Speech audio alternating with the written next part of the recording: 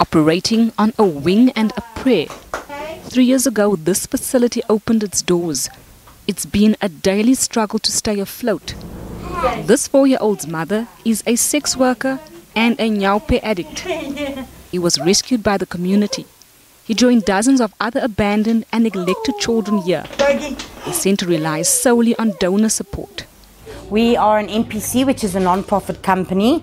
It's basically the same as an NPO, except we do not get government subsidy. So we basically reliant on the public and companies to sponsor us. And if you have an NPO, the government will give you grants, but it's a long process. I mean, children are just dropped off. So if you don't have all the paperwork to give through, you don't get a grant.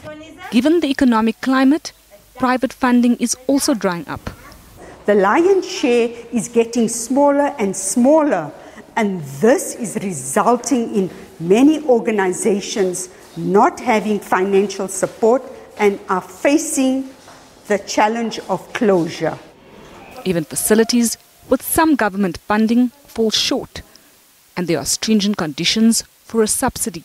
There are numerous criteria that have to be fulfilled, but I think the important thing to consider is that a lot of NGOs are supported by DSD, the Department of Social Development, but they are only provided or are receiving financial support for the social work posts, not the program. So all other administrative costs, operational and running costs have to be fulfilled by the NGO or NPO. This week's budget speech left many running these facilities disappointed. Monies that have been channeled, it's not to the welfare of society or the well-being of society. In the SONA address, President Cyril Ramaphosa made lots of promises, but if we look at the budget speech, it does not speak to what was promised.